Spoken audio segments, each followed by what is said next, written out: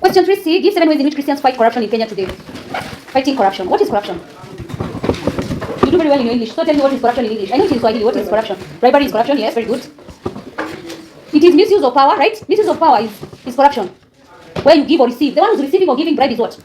Corruption. Also, discrimination, whether based on gender or ethnicity, is still what? Corruption. So, as a Christian, how can you fight corruption? Number one, you condemn the unjust. Those who are practicing unjust or unfairness, you condemn them. So you condemn all the injustice and unjust practices in society. So you condemn all unjust practices. You pray. You pray for the corrupt to change. You pray for them to change. Actually, most of you talked about this point. You pray for the corrupt to change. You enact laws. Enact laws. It's whether you advocate so that the government, there are laws which are put forth against corruption. So you advocate so that they can be enacted. Enact laws. You act as a role model. Act as a role model. That means that you're not going to give bribe or receive bribe. And I told you at this level there's also bribe. You don't have to wait until you go what is it called? To work. Yes, so that you can you give bribe every day. Let's say tomorrow, the rangers there or the scouts, we are told we are going to go to, where can we go? Mombasa. And the school is going to pay. And only 4 students per class or 5 students per class. Then we tell the prefect is the one who's supposed to do what? To choose. Hey, that week the prefect with the richest, he will be eating whatever he wants. That week, even you can give him his food because you want to go. That's bribery. That's one way of bribery.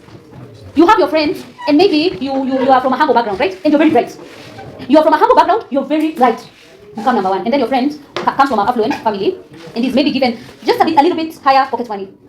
So your friend tells you, I have a challenge in C.R.E. I don't know how I'm getting C.R.E. 10%, and my parents want me to get 80%. You tell me, don't worry, in the exam, I will give you the answers. Then during the exam, you allow him to copy your work and pass. And then after passing, what do they do to you? They give you money. Bribery. Corruption. Corruption. I can give you 10 examples of how students are doing corruption in school. So don't think corruption is the leaders. People think about leaders or people who are working. Whether you're giving bribe or receiving bribe, that is corruption. Another way as a Christian you can fight corruption is you make moral choices. Moral choices. You ensure punishment. You ensure punishment for injustice. You ensure that those people who are involved in corruption are punished. Also, as a Christian, you provide civic education. Civic education on evils of corruption. That means that when you have civic education is about the laws, about what is your right as a citizen of our country, like that. So when you provide this education is on the evils of corruption. You also obey the law. Obey the law. That's how you fight corruption. You obey the law. You preach integrity. You preach integrity. You report the corrupt. You usually say you report the corrupt to relevant authorities. So you report the corrupt. From there we go to number 4. Can you open your Bibles? We read Amos chapter 8, verse 1 to 3.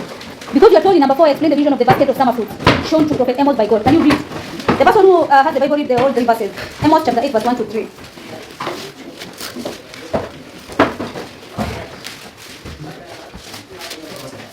Sorry? Amos chapter 8, verse 1 to 3. That's the Lord God said. Beyond a basket of summer fruit. And he said, Amos, what do you see? And I said, a basket of summer fruit. The Lord said to me, the end has come upon my God of Israel. I will never give up like him. The swords of the temple shall be done waving on the day, says the Lord. The dead body shall be born. In every place they shall be cast out of silence.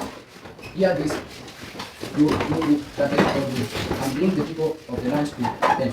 Say, when will the new moon be over that we may see rain, and the Sabbath, that we may offer meat of self, that we may make the paper small and the shape greater, and eat the grateful with false balance. Very good. So what you're saying is, most of you here, you are writing 2 baskets. Why are you writing 2 baskets again? Look at your work. I want everyone to look at your work. I am man in the Bible. I'll come back. Look at your paper, what you wrote. I want all of you to see what you wrote, so that you tell me which Bible you read. I want us to read here so that I can see whether you read the Bible.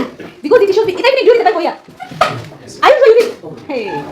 Or when you are praying there, either on Tuesday, Thursday, or Sunday, do you read the Bible? Are you listening? The Bible, the one who's reading. Are you listening? Are you keen? Or you are at the back laughing?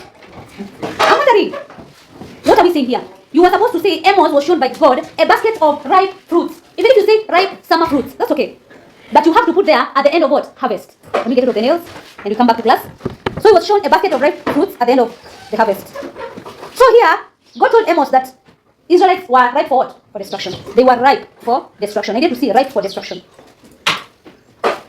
So, as someone waits to harvest fruits, as a farmer waits to harvest his fruits, God was waiting for his people to do what? To repent.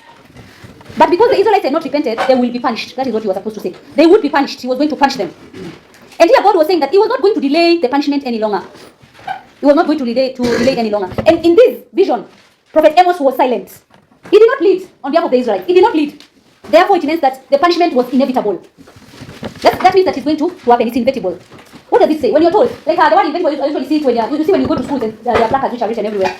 You are told change is inevitable, so you accept change. That means that change will always be there.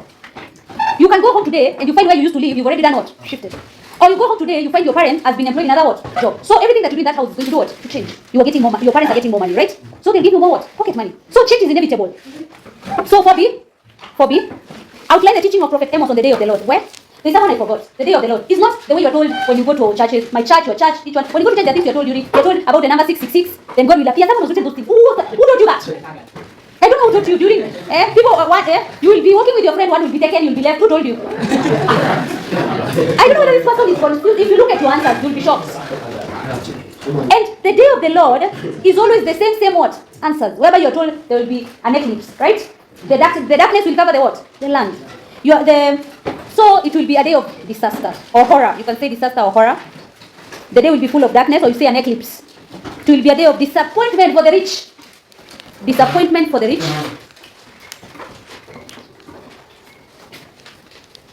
Israel will be punished for it. God will remember the evil deeds.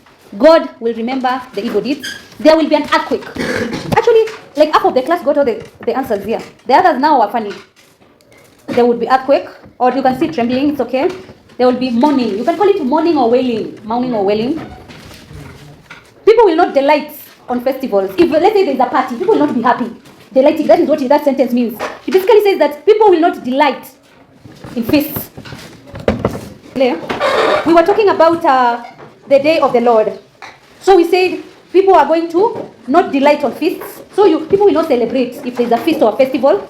Hunger for the word of God. People will be looking for the word of God. Actually, we wrote this point and I liked it. People will hunger for the word of God. Or thus, whichever you write is still okay. Also, people will faint. Faint in the process of searching for the word of God. They're going to faint in the process of searching for the word of God. Israelites would be defeated by their enemies. That is what Amos says. Israelites would be defeated by their enemies. Defeat by their enemies. There would be famine or hunger for food. Famine or hunger for food. And then it will be a day of disappointment. It will be a day of disappointment. Question 4C. State 7 ways in which Christians help the church leaders to perform their duties effectively. Ways in which Christians help church leaders to perform their duties effectively. Actually, you answered so well. So I know you are helping church leaders. You answered so well. I was even shocked. You do help. That is very good. Yes. So you support them financially, or you give them material support. Support financially. Others give even basic needs. Their basic needs, food. Also, you defend them. If there's unfair it's called criticism. Yeah. So you defend them.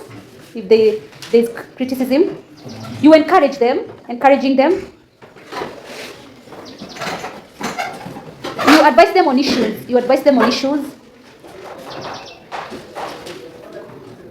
You pray for them. You pray for them.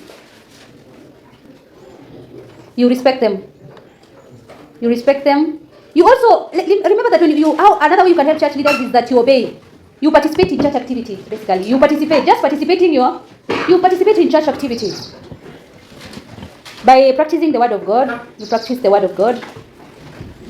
You also give tithe. Do you give tithe? But you're students. Do you give tithe? Do you earn income? You don't. The people say you don't earn any income. The money that you're given is already given tithe by your. Oh, I may say something. I take it back. There are some truths that I don't want to say because if I say them.